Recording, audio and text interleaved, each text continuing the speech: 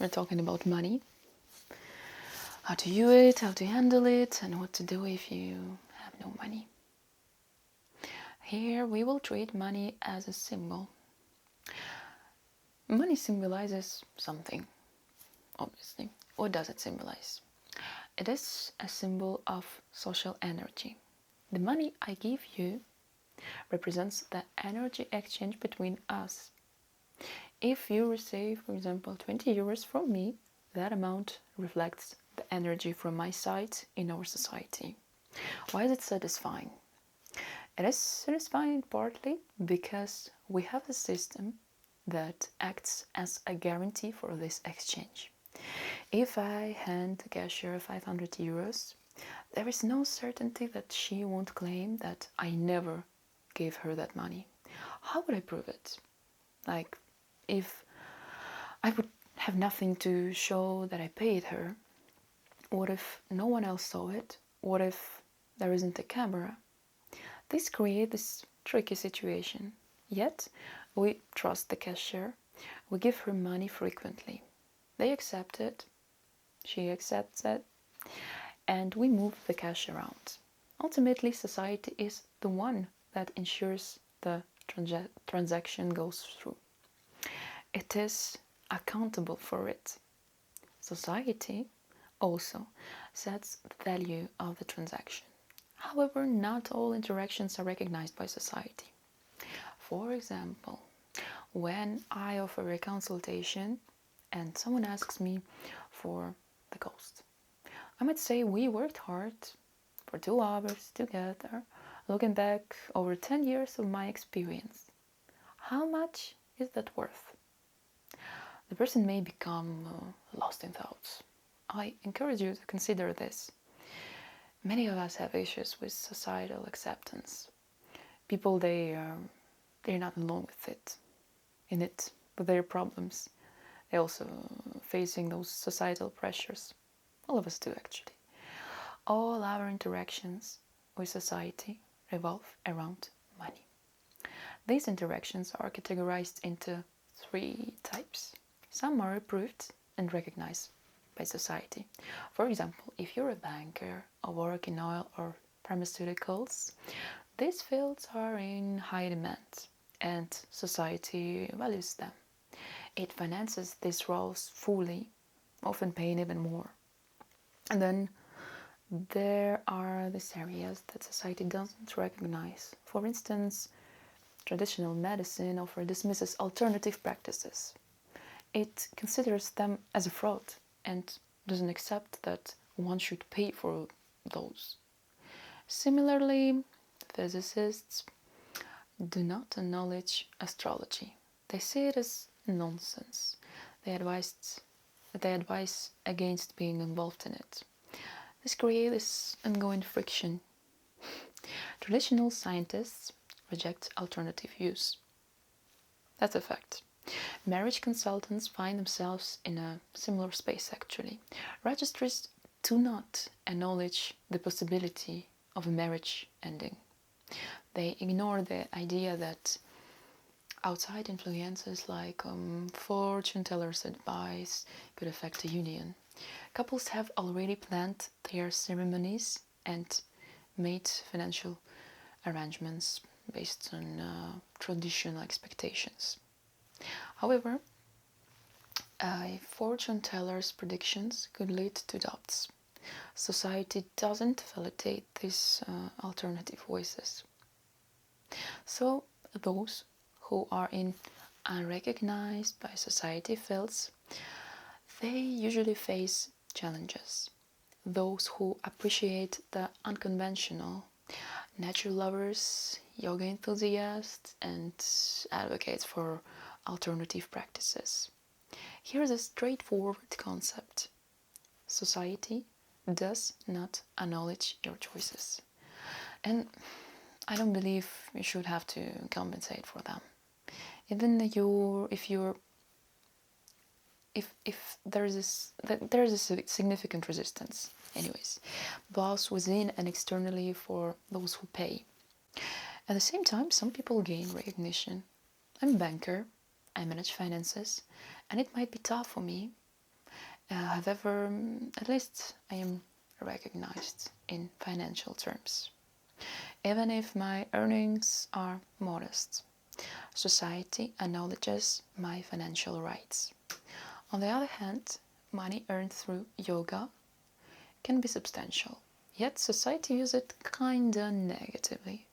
This leads to ongoing financial challenges.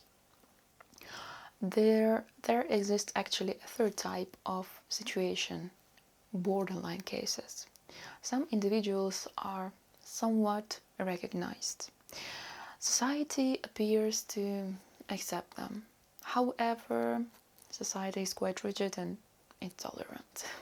Individuals acknowledged by society with their professions and activities that allow them to make money, they generally feel much more secure in this arrangement. They may desire more or less money, but overall their situation is stable. Conversely, those not recognized by society often face serious issues with finances and societal acceptance. I assure you, if you are part of this underground culture, your concern often lies not solely in financial scarcity, though that may exist obviously, but in the worry of not being validated and accepted. Your income methods may not be seen as legitimate. This brings discomfort internally and externally. Though in the middle, there exist alternative individuals. This doesn't mean they lack recognition. They simply present as an alternative to mainstream. They aren't bankers or some extreme cases of the acknowledged. They represent new methods. For instance, a yoga teacher with an official studio or someone engaged in handmade crafts, although society may deem this unacceptable, still, individuals from that same society patronize these alternatives. While earning money can be good, it is still viewed negatively. This perspective is vital since society influences not just how much you earn, but also how you are expected to spend. People are aware of your income changes, say from 5,000 to 20,000 euros. But if your lifestyle remains the same, the only change might be the cost of your shirts or perfume. Fundamentally, not much changes. You might shift from buying shirts at $100 to $500 just to fit into a society where the average income is $20,000. This environment makes specific spending patterns necessary. At some point, society expects a prominent individual to have an almost official mistress, and when his wife knows about that, fully aware, one must alter their spending patterns. Even with ample funds, if you don't align your spending with societal expectations, it could lead to exclusion, potential loss of funds, or some significant troubles. This sadness brings up as an interesting point. There are no people living among others who don't earn money or don't have a chance to earn money. Society showers coins on everyone. Some people are so aware that they hold an umbrella over themselves, and apparently each person has their own umbrella. The size of this umbrella changes based on how individuals interact with each other and the distance they keep from each other. And let's not forget that others might leave them as well. You yourself might be blocking money from flowing to you.